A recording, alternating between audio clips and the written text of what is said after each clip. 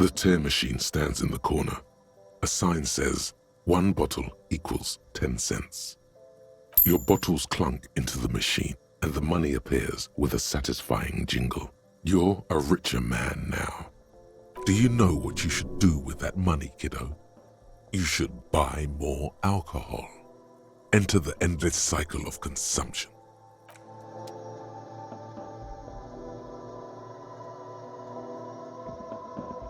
A small cabinet on the wall is filled with various medicine bottles, nasal sprays, and blister packs.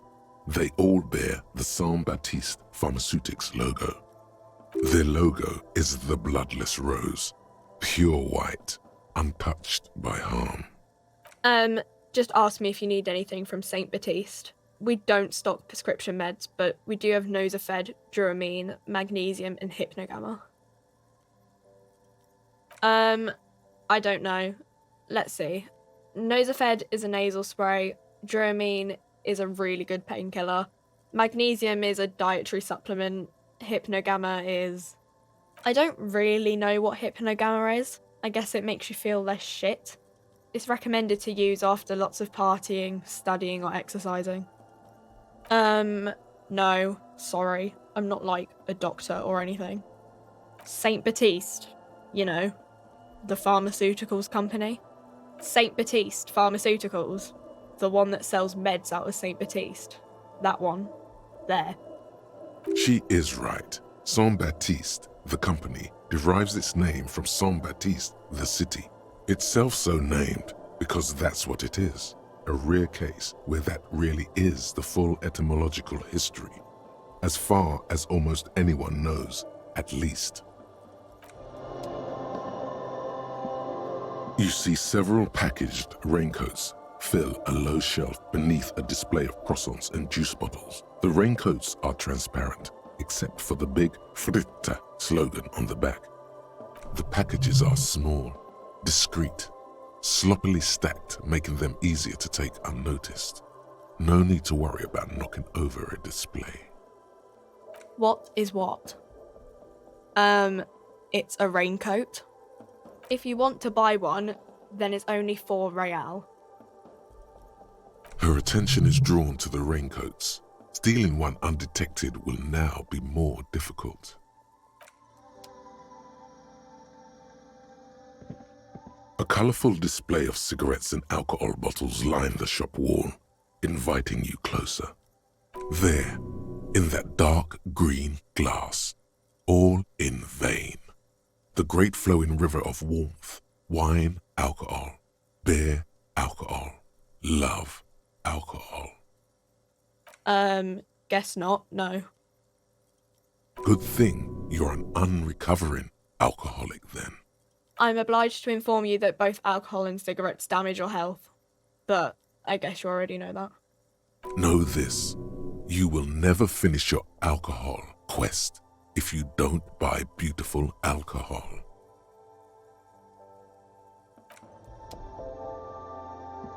Welcome to Frit. Feel free to look around or something. Everything is out on the shelves. What's that magazine she's reading? I don't know. Frit? I think they think that the extra T makes it funkier. It doesn't.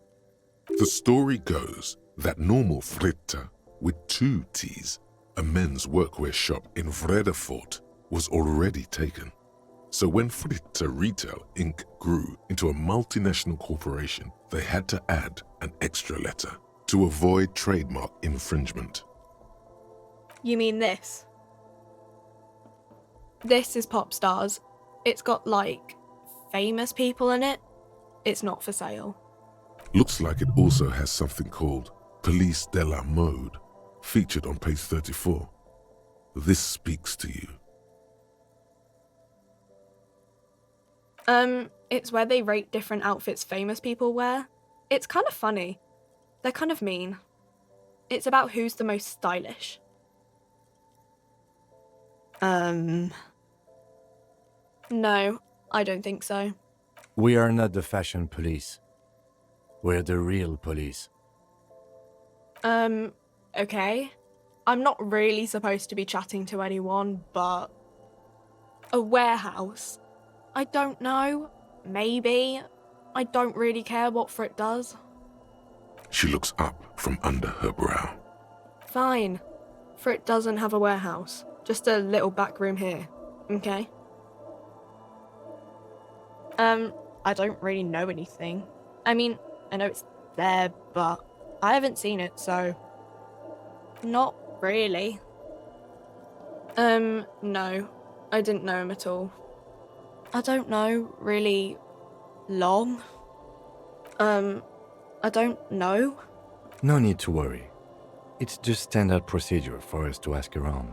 If you hear anything, let us know, okay? Okay. Uh-huh. Reality? You mean, what reality? Economic reality, or...? She is like a student unexpectedly called upon by a teacher. Can she answer the classroom question? I don't really know anything. I mean, I'm 15. I don't know. What about it? We're in Frit? As mankind, or as a nation, or... What will her essay prompt be? In a good place? I mean, science is doing great, and this radio computer thing seems to be kinda big. I don't know. I don't know. Look at the clock. It's right behind you on the wall. The clock shows the time at 10:09. The hands seem to be still. It's apparent the clock doesn't work. When ordinary people take over the government and demand democracy. Yeah, it happened like 50 years ago or so. Sorry, I'm not very good at this. At history, I mean. Our government? Or do you mean something else? Sorry, I really need to finish this article. Cool.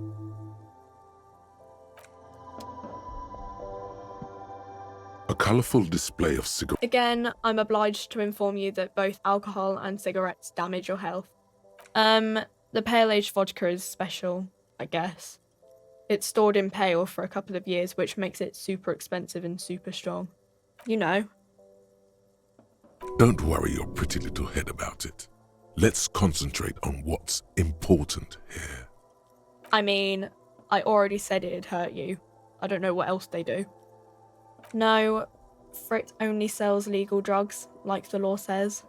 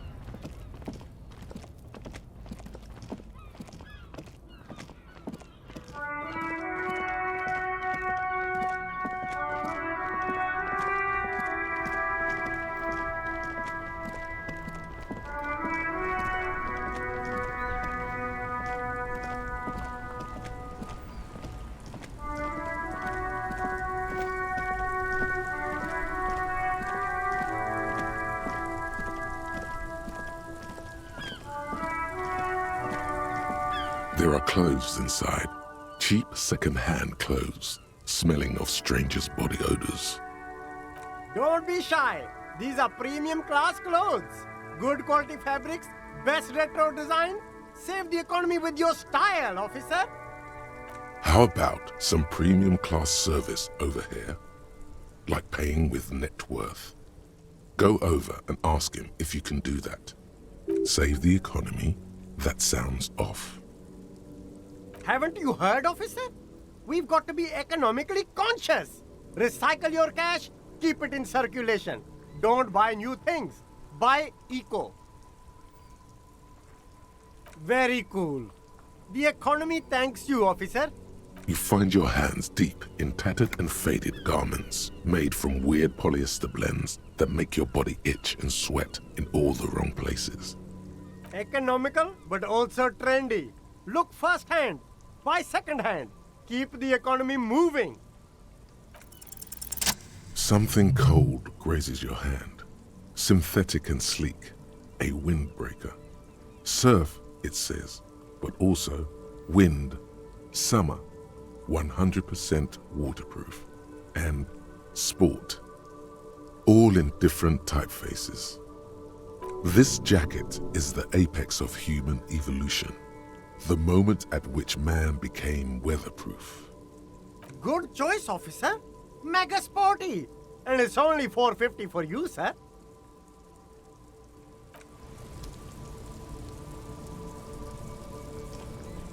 You see two lowly, defeated speakers, thralls, slaves basically, perched atop them like conquerors surveying the land. A pair of found, durable wear sneakers, ultra serious. I can see you with taste for luxury, officer. Can't keep your eyes off those sneakers? Speaking of luxury, you should go over and ask about paying for those sneakers with your net worth. A pair of found ultras. The design is impossibly sleek and simple. A futuristic silhouette with a sleek monochrome colorway, a jet black upper, and a silver-lined midsole. Those sneakers, mister. Those sneakers are the latest found sneakers. Super air, super fine, super cool. Only 50 real. Only? That's madness. Fun Ultra. Wear the future. You remember the slogan from some magazine. These once respectable speakers have been conquered, reduced to a mere prop by the indomitable found ultras atop them. No, don't look at the speakers, officer. Look at the sneakers. The sneakers are the stars here. Then look at them again. These are the premium lifestyle sneakers, officer. The best on the market. No way, officer. These aren't for sale. They're bad speakers. Low-fi socialist junk. No, officer. You're a high-class policeman who accepts nothing less than the best. Lucky for you, I've got the best on sale. Well, if you want them... But see, they are the pedestal for my sneakers. If I let go of the speakers, where will the sneakers go? I can't leave premium lifestyle sneakers on the ground. If, on the other hand, you wanted to buy the sneakers too, I could maybe throw in the speakers for little extra. 50 cents? Damn, so you have to buy the sneakers first.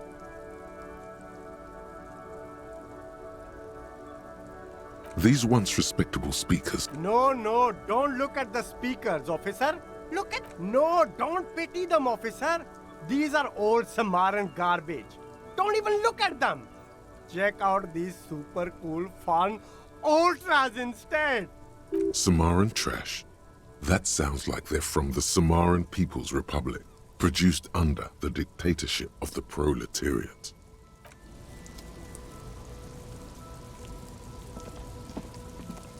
There's a pile of cheap sunglasses in a small box, a variety of shapes and colors. You like sunglasses, officer? I've got the latest styles right here. Stylish shades, huh? They'd be even more stylish if you paid for them with net worth. Go over and ask him. Abort. These are hideous. What's more, they don't even fit your face. You can feel them pinching your nose and chafing against your brow. Damn, officer! You look like a mega secret spy. Very secret. They're practically made for you. I'll let you have them for 2 real and 50 cents. They're perfect for concealing your bloodshot and baggy eyes. It's going to be very difficult for anyone to take you seriously with these things on your face. No, you are definitely not buying those. Are you sure? But they look so good on you. You should think this through, officer. These are all boring. Boring third-rate ho-hum sunglasses made of cheap Syrahese plastic, the kind of plastic that melts in the sun. Those UV stickers are almost certainly just there for the show. If anything, these lenses probably direct more UV light into your pupils. A UV magnifier. These are all first-rate sunglasses. Premium design, superb material, very cool. UV resistant. These will definitely keep your eyes safe and cool while doing your dangerous police work. No luck. All you find is this lime-colored cellophane visor, produced by a bargain sportswear brand called Amphibian, apparently. There's a malformed green frog on its bent cap. Oh, that visor is perfect for you, officer. It'll definitely keep the sun out of your eyes while you're shooting criminals. Bang, bang! And all for a mere 6 real. I hope not. You don't like it? Sure, Square Joe. No problem. Let's get you some real shades. You see a Samaran street vendor surrounded by a motley assemblage of goods. When he realizes you're looking at him, his face breaks into a wide, welcoming grin. The name Sileng is embroidered over his breast pocket. Happy shopping, officer. Everything's cool here. Everything's cool. The goods are cool, the customers are cool, the place is cool. And one more thing, officer, you're very cool. Bang, bang, bang, bang. Oh, yes. You got style. You got personal style. You know what you like. You like premium menswear. Look around and browse. Everything looks cool on a guy like you. Take your time. Don't be distracted by the flattery and funny man act. Questions? Only the coolest goods in Revachol. I've got sneakers, speakers, extremely comfy pants too. Try them on right here. No shame, only freedom. I'm an entrepreneur, officer. I've got sources, buyers, suppliers, distributors, manufacturers, wholesalers, all extremely cool and above board. Good joke, officer. Here we don't have permits, just economic freedom. Take a look around. You glance around the decrepit buildings, the miserable weather, the sidewalks strewn with sunflower seeds and a dust-choked air. It's beautiful. Beautiful freedom.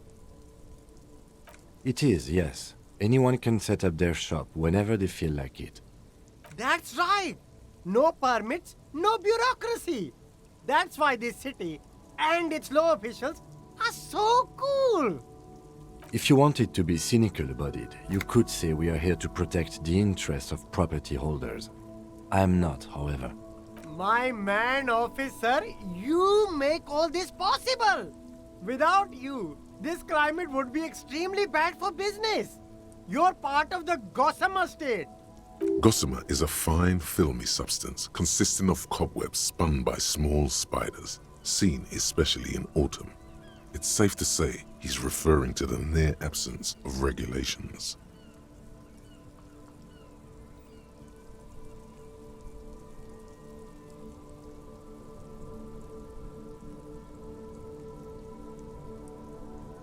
Yeah, that's the main thing about you.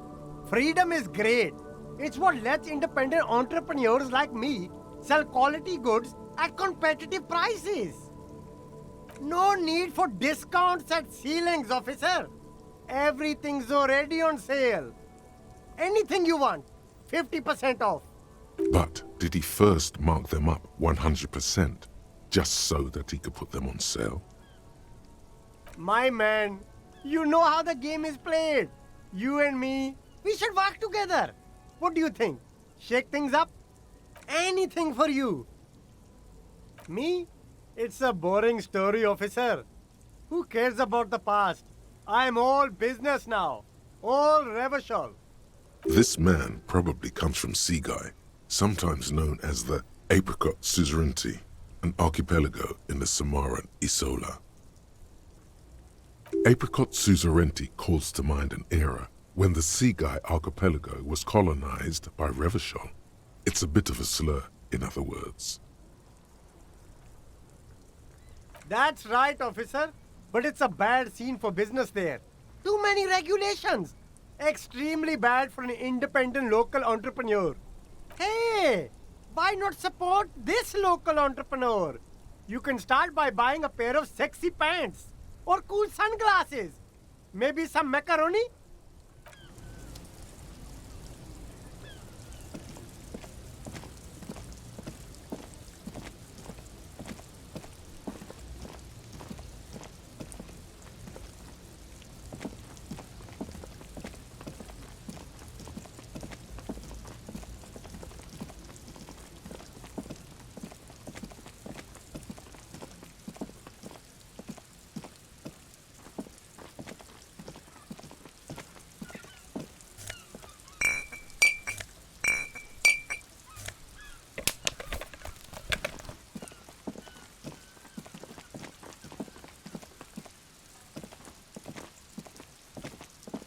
A crumpled billboard reading, Samaran butter soaks in the canal. Two ugly lines mar the bright countenance of the blonde boy depicted.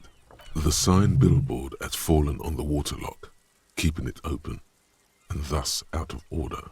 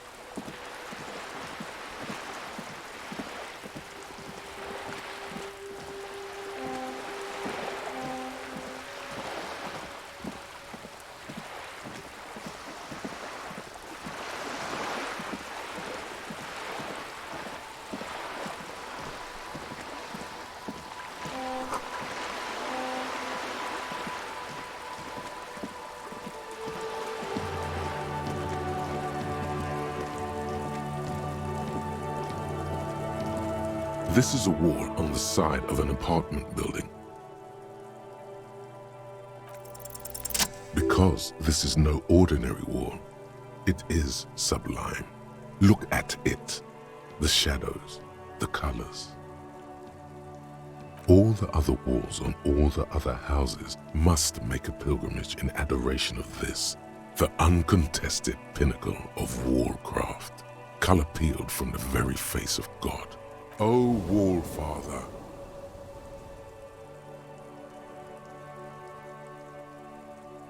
Huh? He sounds tired of it all.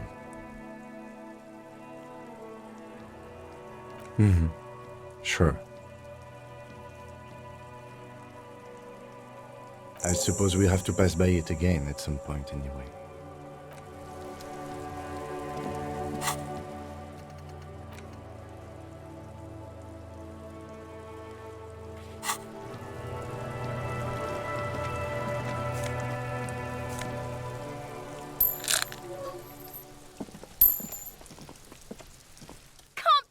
You didn't take the shot.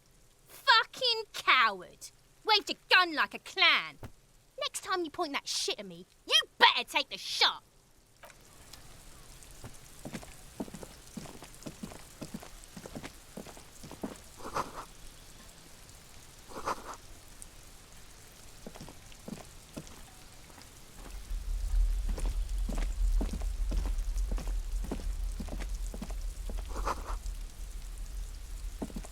What's that noise down there?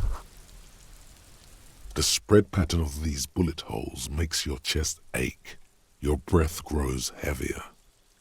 More old bullet holes, half a century at least, from the revolution. You peer into the faded marks in the stone. They peer back like an endless row of tiny black holes. Sweat starts trickling down your brow. Your chest feels tight looking at them. It's closing in, caving in, ever tighter. Your breathing grows even heavier. You okay there? Might be the after effects of your past escapades. What are you looking at? Remnants from the revolution. These are over half a century old. No, we are not constructors and renovators. And these bullet holes do not warrant an investigation. Not much. I don't have a fresh perspective on it. Should we go?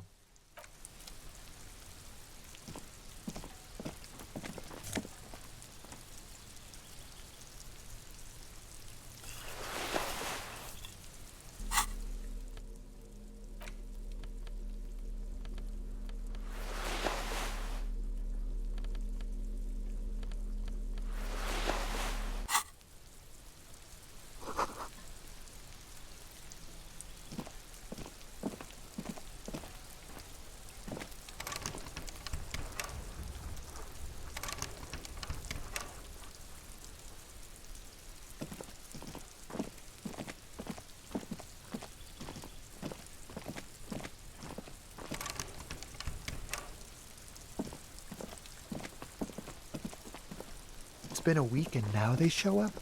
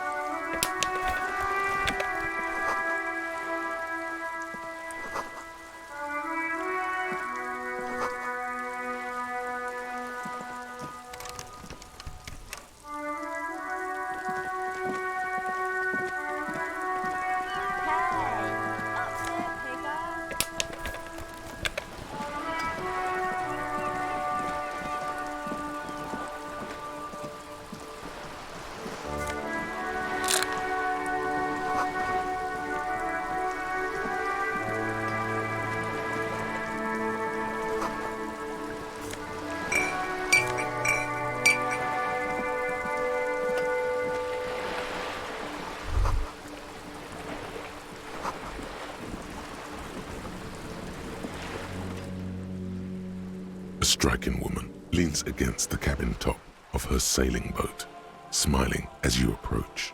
Her green raincoat glistens with droplets. A silk scarf is tied around her throat. Good afternoon, officers. I'm Joyce. Joyce L. Messier. I represent the board of Wild Pines, the owners of the harbour. You gentlemen must be from the RCM. Beaton, my maiden name.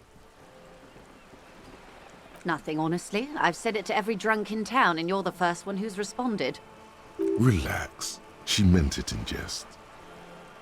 I'm glad to see you here. Like steel. There is strength there. If she wanted, she could sink her nails deep into your skin. I was dispatched to handle a strike, not a lynching. Anything I can do to assist the RCM in this matter, I will, gladly. That is good to hear, madame. My colleague will take the lead on this interview. I should let you know that he is recovering from an unusual medical episode. Very unusual. But I can assure you of his ultimate competency. How interesting. I wish you a swift recovery. In the meanwhile, you have my full cooperation, and the full cooperation of the Wild Pines Group. Why, yes I am. Of course there are. We're on an archipelago. How else are you supposed to get around? Yes, we are. We are on Le Caillou. We are. And the city of Revachol is on the island of Le Caillou. I haven't seen anyone else drive a souped-up Capri Kenema motor carriage either. Actually, that motor carriage has been specially issued to serve as a patrol and pursuit vehicle. It's for crossing long distances in the greater Revachol industrial harbor. It's not a toy. Neither is this. A toy, I mean. It's a machine for crossing long distances in the Bay of Revachol. between the city and the islands. You need to make this lady admit she's only riding around on this boat because she's rich. Before you do, it would be pertinent to ask other questions. Gather more info on this boat of hers. The boat? No. It is called Elysium 19 because that's the type of sloop it is. The word "it" feels strange. Such a beautiful boat deserves a proper name. It's a pleasure craft, a 19 pacer. It also happens to be rated for Category 1 racing. Though these days I mainly use it for business. Okay, how about Elysium 19? Why? Because it was manufactured in Revachol East by a company called Elysium, and its hull is 19 paces long. Why Dolores? Well, it means nothing to me. I think I'll stick with the factory name. But thank you for the suggestion. My sloop? I like it a lot. It's the eel's hips, baby. I'm enjoying this part of the interview. It has so little to do with the murder we're investigating. Officer, I assure you I'm a highly qualified pleasure craft operator. The crowns of her teeth are porcelain, white as the boat's hull as she smiles. Qualified pleasure craft operator. So charming. Where's the damn license? I just renewed its safety inspection last month, officers. It is completely seaworthy. In fact, it's taken part in not one, but 2 insulindic regattas. Even finished once. The other time, I would have finished the race were it not for an urgent work matter, much like the one I'm on now. Actually, you don't. The Wayfarer Act specifically denies the RCM the authority to demand anyone's operator license. It's a little-known fact among us law officials. The Wayfarer Act is one of the few pieces of legislation governing human interaction in the Revachol Zone of Control, along with the Emergency Trade and Ailments Acts. It's one of the foundational laws in Revachol, designed to limit the authority of local institutions. Part of it prohibits the RCM from requesting most documents and licenses without permission from a coalition representative. It's a law that keeps Revachol what it is, in limbo.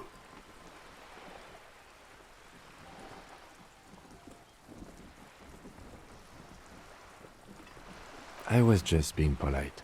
Even school children know the Wayfarer Act. No need to resort to self-pity, detective. You can still ask for her passport. Of course. The woman is silent, smiling while the waves lap against the hull. In your hand, under the plastic, a light blue passport saying, Republic of Vespa. The coat of arms has a lion and an ostrich. Seigent. The Republic of Vespa, formerly the Republic of Vespa Messina, was once a dual kingdom. An amicable parting of ways produced 2 constitutional monarchies.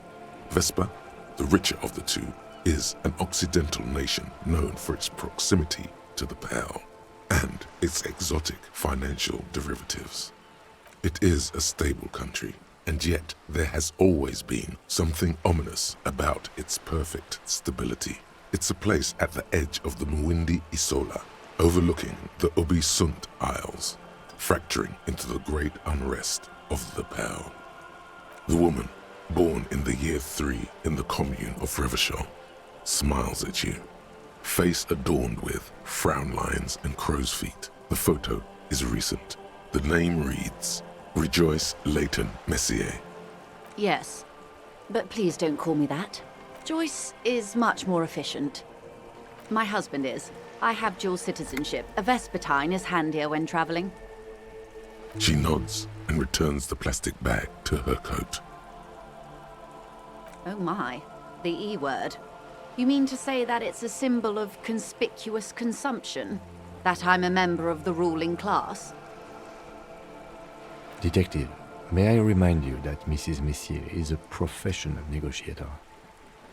Then what does that say? Does it say Docking reserved for residents of Rue de Saint-Ghislain, 33A. 33A, this old proletarian haunt here.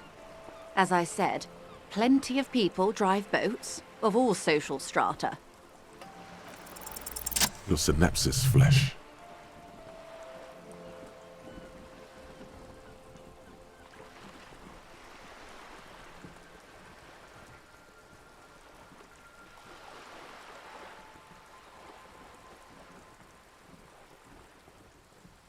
You mean eel's hips. But point taken. I am a bourgeois woman, and this is my fast, light, interminably bourgeois boat. Good. What we do. I'm afraid I don't speak for Wild Pines as a whole. It's a giant undertaking. There was a touch of discomfort there. She wants to merely represent. The Pines' core competency is logistics. Container shipping, freight, that sort of thing. See those airships there, blinking? Those are the shipping side of things. And that is the terminal. Another subdivision deals with energy, oil and gas exploration, offshore platforms. The Wild Pines Group is one of the original Revacholian Indo-tribes. Companies awarded royal monopolies by the king, the suzerain himself, centuries ago. The king is long gone, but several of the Indo-tribes remain. Saint-Baptiste, LUM, an unknown entity known as Brightest Star. Why, thank you.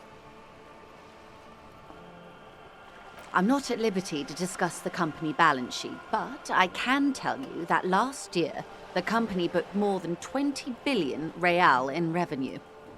And to think, there are years when the group books losses in the billions. Wild Pines employs 72,000 people, all of whom have families that depend on their salaries. It is a tremendous responsibility.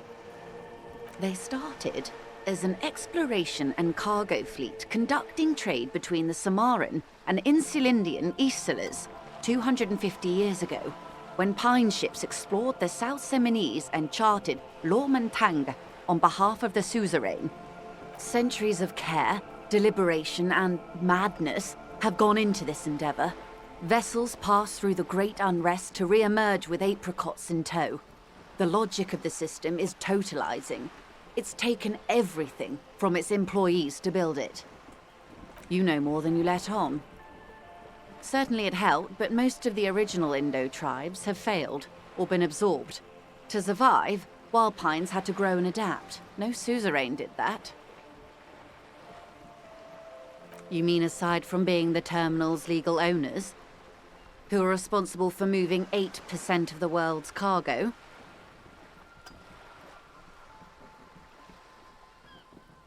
There are no minor cogs in the system. Each terminal must be accounted for, lest the entire system break. Every hiccup in such a system means thousands lose their jobs, the world over. I'm here to assure that doesn't happen. Everything. Right up to, but not including, trade secrets. First, you'd have to repeal the Emergencies Act of Trade in Aliments that gives me the right to silence. It's quite the octopus. I am glad you see it that way. To repeal the act would mean repealing the coalition government, the one that leases you the right to police West Revachol. You'd be shooting yourself in the foot, in other words. But I am derailing us. You wanted to know about the strike. I believe the official title is Senior Labor Negotiator. In practice, I'm a grocery clerk. I relay the union's demands to Wild Pines and return with Wild Pines' counteroffer. And how are the talks going? They're not. That's the problem. The union stopped all negotiations a week ago, after that awful lynching took place. Now they won't even let me into the harbour. There's a 2-meter-20 racist behemoth blocking the gates. Yes, Jean-Luc Measurehead. Let's say I was not making the kind of progress I'd hoped for when I first arrived. And when did you first arrive? I arrived 3 weeks ago. Yes, in the middle of February. The bay was still partially frozen then. I prefer to do these things on site, like the RCM. But the strike began in December. I wasn't the original negotiator here. I took over after Mr. Gaumont hit a wall with Mr. Clare, the union boss. Mr. Clare refused to speak with Gaumont despite concessions he'd granted the union in prior negotiations. This isn't the first time the union has gone on strike.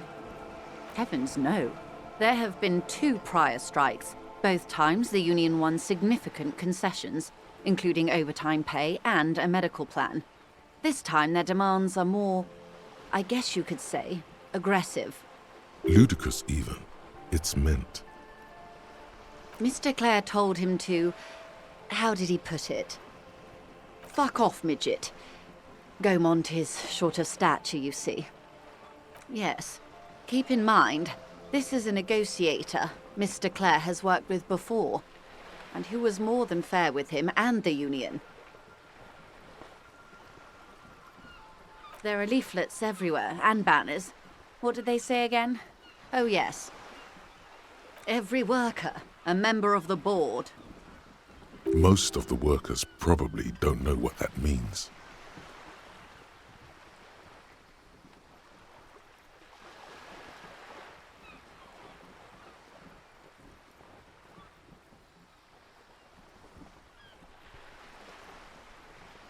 Then you might also like their other slogan.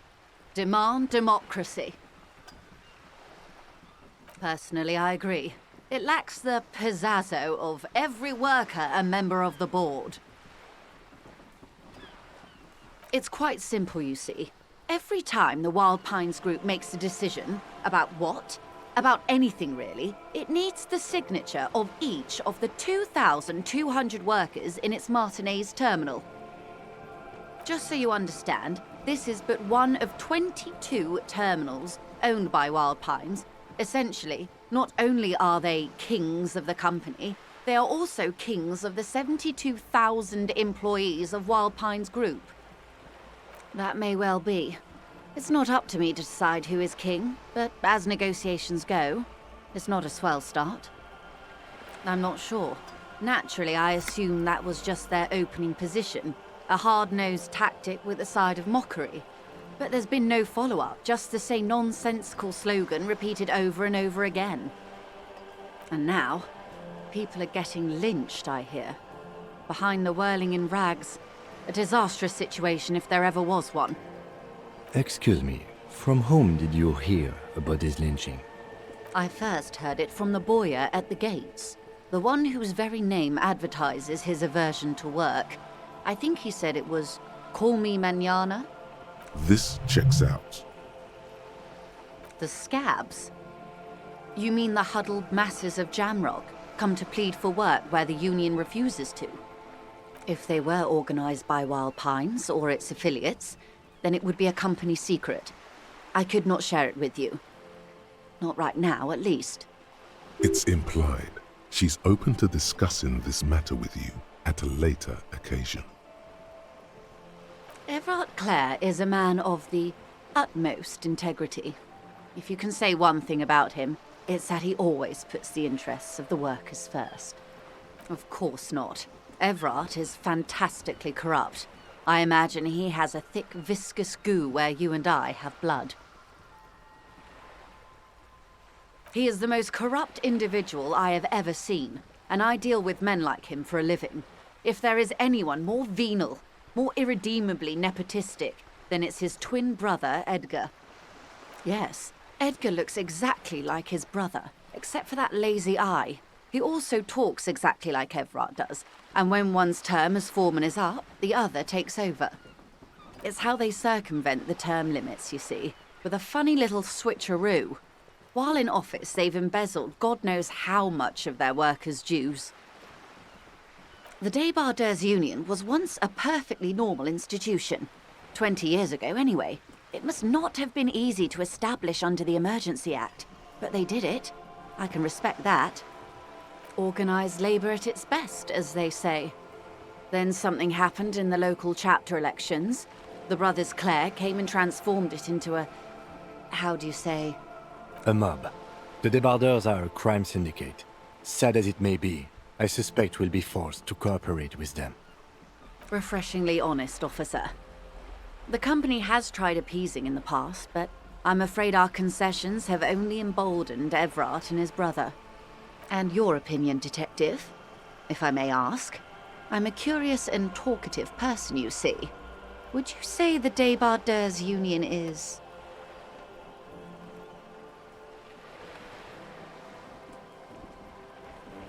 Indeed, and a hungry one.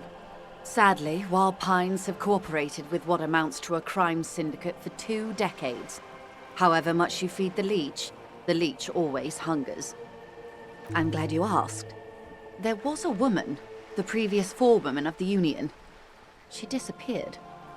Disappeared? Yes. On the last day of the local chapter elections, her daughter phoned in and said she wasn't running anymore, or coming to work. Ever. End of story. Indeed. The company suspects foul play, but there's nothing they could do. It was a Union matter. The point of the presentation is, these kinds of things happen around the Clares. Watch out when you're dealing with him. Thank you for your concern, ma'am. We'll be just fine. Of course. How else can I help? Quite a few things, I'm afraid. The information I'm to share with you includes sensitive trade secrets. For the sake of my employer, I have to ask for your names and badge numbers. Of course, ma'am. We should have introduced ourselves. I am Lieutenant Kitsuragi from Precinct 57. And this is my colleague from Precinct 41. I'm afraid he doesn't have his badge at the moment. I hope mine will suffice. How curious. Why is that, Detective? I see. So, are you saying you lost your badge during the course of this episode? Oh dear. I suppose this does explain some of the more curious turns in our conversation. She must have been suspecting something for a while now. As I said, ma'am, his technique may be very unconventional, but he is an officer of the RCM. Of course, I sympathize, but I'm afraid I simply can't share anything more until I've seen that badge. She's a professional negotiator. She should be open to some sort of mutually beneficial arrangement. Feelings will guide the way. I assure you, it is no small matter for me either. We all share the responsibility for disarming this situation. I hope you have a badge for me as soon as possible. She's silent. The wind flaps the sail above her. Officer.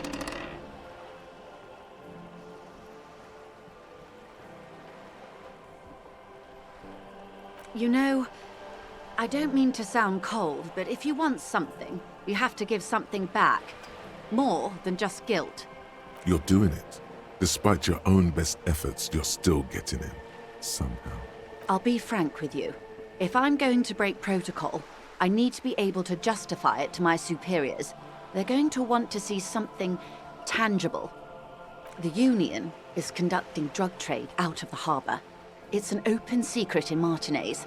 Surely it must not come as a complete surprise to the RCM either. Perhaps it's time to look into it. Or you can find your badge, which honestly seems like a lost cause.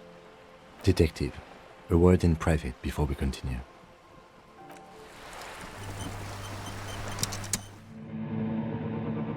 Special thanks to my patrons, Justin Wood, Hobbs, Koopy Vegeta, Gunrunner, Water and Bat. You can join my patrons at patreon.com/HoldenGatsby, follow me on Twitter @HoldenGatsby, and follow my Twitch at twitch.tv/HoldenGatsby. Don't forget to subscribe to both of my channels. Thanks for watching, bye.